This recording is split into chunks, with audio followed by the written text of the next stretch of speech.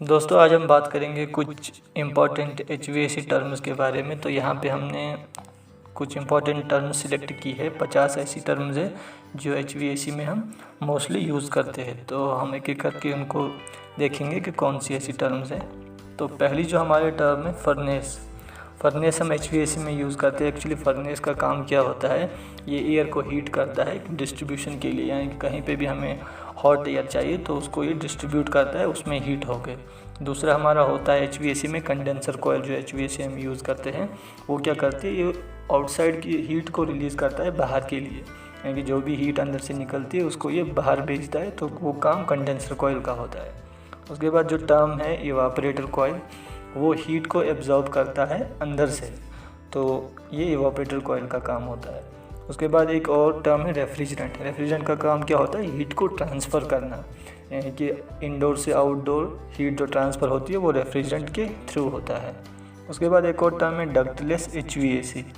Ductless HVAC कौन सा होता है, जिसमें डक्ट नहीं होता है, जो विदाउट डक्ट है। जैसे हमारे प्रेसिजन वैसे होते हैं, विदाउट डक्ट भी होते हैं और डक्टेबल भी होते हैं, तो उसको हम डक्टलेस HVAC बोलते हैं।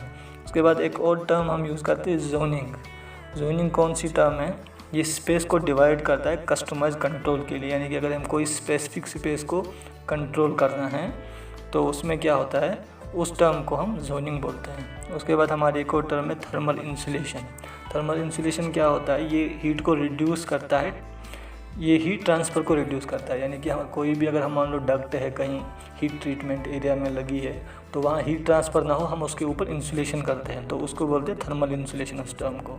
उसके बाद एक और टर्म है जियोथर्मल HVAC में क्या होता है, ये ग्राउंड हीट को यूज़ करता है वर्किंग के लिए, तो उसको हम जियोथर्मल बोलते हैं।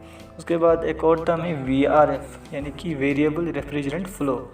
इसमें क्या होता है, ये कंट्रोल करता है रेफ्रिजरेंट के फ़्लो को। VRF कैसे वर्क करता है, जैसे हमें अंदर कितनी हीट कितना कूलिंग करना है, वो ऑटोमेटिक उसमें रेफ्रिजरेंट कम ज़्यादा हो जाता है, वो उतना ही रेफ्रिजरेंट सर्कुलेट करता है उसी हिसाब से, तो वो VRF होता है।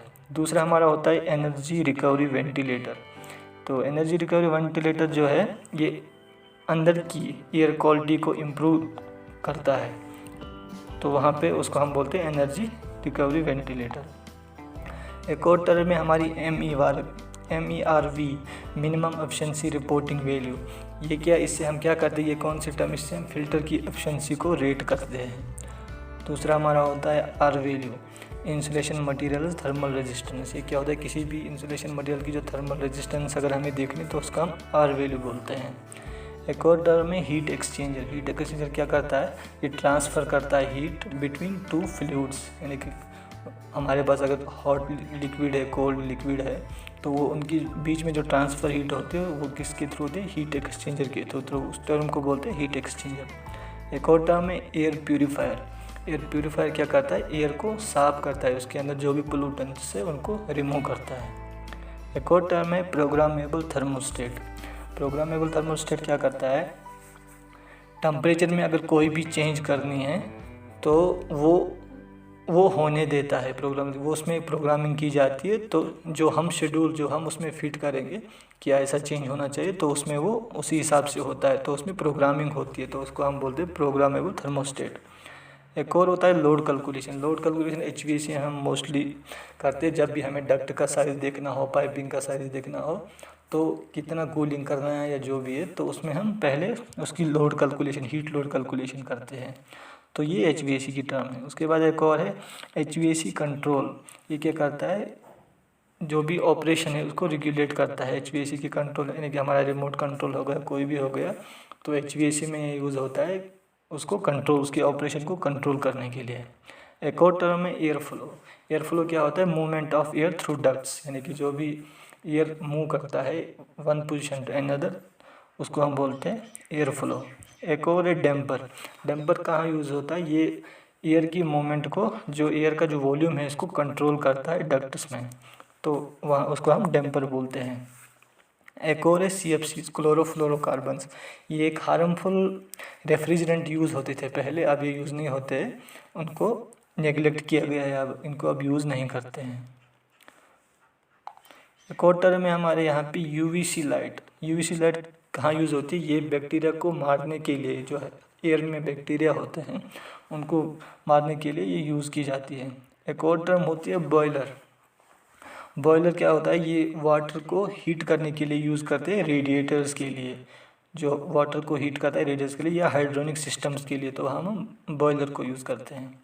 एक और टर्म है हाइब्रिड हीटिंग। हाइब्रिड हीटिंग किस टर्म को बोलते हैं, जब हमारा कंबाइन होता है फर्नेस और हीट पंप, उसको हम बोलते हैं, जो जॉइंटली जब वर्क करते हैं तो उसको हम बोलते हैं हाइब्रिड हीटिंग। एक और टर्म है हमारे पास थर्मल मास। थर्मल मास क्या होता है, material storing and releasing heat. Thermal mass हमारा होता है मटेरियल स्टोर करना और हीट को रिलीज करना, तो उसको हम थर्मल मास बोलते हैं। एक और है डक्ट सीलिंग। डक्ट सीलिंग होता है कोई भी डक्ट में अगर कुछ एयर लीक है, कुछ भी है, तो उसको सील करना ताकि लीकेज ना हो, तो उसको हम बोलते हैं डक्ट सीलिंग। एक और है EER, एनर्जी एफिशिएंसी रेशो। ये टर्म हम कहाँ यूज़ करते हैं, AC की जो एफिशिएंसी है स्पेसिफिक कंडीशंस पे, उसको मेजर करने के लिए हम एनर्जी एफिशिएंसी रेशो को मेजर करते हैं, उसको बोलते हैं। फिर है indoor air quality. Indoor air quality क्या होता है, किसी भी स्पेस में एयर को क्लीन करना, तो उसको हम बोलते हैं इंडोर एयर क्वालिटी। कितना क्लीन एयर वहाँ पे है स्पेस में, तो उसको इंडोर एयर क्वालिटी बोलते हैं। उसके बाद है डक्ट क्लीनिंग, यानी कि किसी भी डक्ट में कोई भी गंदगी है, कंटेमिनेंट्स है, उसको रिमूव करने के लिए ये टर्म यूज़ की जाती है, डक्ट को क्लीन करना। एक और है ASHRAE, American society of heating refrigerating and air conditioning engineers. एक सोसाइटी है इंजीनियर्स की, अमेरिका की, जो क्या करते हैं, वो सेट करते हैं इंडस्ट्री स्टैंडर्ड्स, यानी कि कौन सा HVAC सिस्टम कौन से स्टैंडर्ड्स पे वर्क करेगा, कौन सी चेंज करनी है, ये डिसाइड करती है ASHRAE। तो ये टर्म वहाँ यूज़ होती है, ये इसकी फुल फॉर्म है। एक और चीज़ हमारी टर्म है एग्जॉस्ट फैन। एग्जॉस्ट फैन क्या करता है, ये जो पोल्यूटेड एयर होता है, स्मेल्ड एयर होता है किसी भी स्पेस में, उसको बाहर निकालता है। मतलब कोई भी स्पेस है वहाँ बहुत गंदा है, तो हम एग्जॉस्ट फैन लगाते हैं, उसको रिमूव करता है और फ्रेश एयर अंदर नया आता रहता है। एक और टर्म है हमारे स्मार्ट HVAC। स्मार्ट HVAC क्या होता है, ये स्मार्ट HVAC होता है हमारा जो स्मार्ट सिस्टम, होम सिस्टम, जो होम में हम जो भी सिस्टम लगाते हैं, तो उसमें क्या है, स्मार्टली वर्क करता है, तो उसको हम स्मार्ट HVAC बोलते हैं। एक और टर्म होती है हमारी रेट्रोफिटिंग। रेट्रोफिटिंग क्या होता है, जो भी हमारा एग्जिस्टिंग HVAC सिस्टम होता है उसको अपग्रेड जब हम करते हैं, तो उसको हम बोलते हैं रेट्रोफिटिंग करना, यानी कि एग्जिस्टिंग सिस्टम को अपग्रेड करना। एक और टर्म होती है हमारी हाइड्रोनिक हीटिंग। ये क्या करता है, हाइड्रोनिक हीटिंग, ये वाटर को यूज़ करता है हीटिंग के लिए, यानी कि अगर हमें हीटिंग करनी है तो हम वाटर को यूज़ करते हैं। एक और टर्म है हमारी चिलर। चिलर क्या है, चिलर वाटर को कूल करता है फॉर एयर कंडीशनिंग, यानी अगर हमें एयर कंडीशनिंग चाहिए कहीं पे भी, तो हम उसमें क्या है, वो उसमें वाटर कूल्ड होता है, तो उस कूलिंग की वजह से हमारा क्या है, अंदर ठंडी मिलती है, तो ये वाटर को कूल करता है एयर कंडीशनिंग के लिए, उसको हम चिलर बोलते हैं। एक और टर्म है हमारी हीट रिकवरी वेंटिलेशन, HRV का काम क्या होता है, ये रिकवर हीट करता है फ्रॉम एग्जॉस्ट एयर, यानी कि जो भी एग्जॉस्ट एयर, जो भी एयर बाहर हो रहा है, अंदर से बाहर जो हो रहा है एयर, उसमें से जो जितनी भी हीट है उसको एग्जॉस्ट करता है, तो उसको हम HRV बोलते हैं। एक और टर्म है हमारी air change rate. Air change rate होता है कितना फ्रेश एयर एक्सचेंज होता है पर आवर, उसको हम बोलते हैं एयर चेंज रेट। एक और टर्म है हमारी बैलेंसिंग डैम्पर। बैलेंसिंग डैम्पर होता है कोई भी फ्लो डक्ट में एडजस्ट करना, जिस चीज़ से हम करते हैं उसको हम बोलते हैं बैलेंसिंग डैम्पर। एक और होता है प्लेनम। प्लेनम क्या करता है, प्लेनम हम एक बड़ा बॉक्स बनाते हैं, उससे हम फिर 2-3 ब्रांच निकालते हैं, तो उसका काम क्या होता है, वो एयर को डिस्ट्रीब्यूट करता है। पहले हमारी जो भी मशीन लगी रहती है उसमें वो प्लेनियम में आएगा, फिर वहाँ से डिस्ट्रीब्यूट होगा, तो प्लेनियम एक डिस्ट्रीब्यूटर का काम करता है। एक और हमारी है डक्ट इंसुलेशन। डक्ट इंसुलेशन हम जब करते हैं, ये इसका काम क्या होता है, ये हीट लॉस को रिड्यूस करता है, यानी कि हीट लॉस ना हो, जो डक्ट से कूल्ड एयर जा रहा है उसको जो आउटसाइड हीट है वो उसको उस पर इफेक्ट ना करे, उसको ठंडा ही रहने दो, उसके लिए हम इंसुलेशन ऊपर से करते हैं, तो ये हीट लॉस को रिड्यूस करता है। एक और टर्म होती है हमारे पास mini split system. Mini split system कौन से होते हैं, ये डक्टलेस होते हैं, सिंगल जोन HVAC सिस्टम होते हैं। तो ये सारी चीज़ें, ये सारी टर्म जो है इम्पोर्टेंट है HVAC के से रिलेटेड, तो ये हमने सारी एक्सप्लेन की है। Thank you.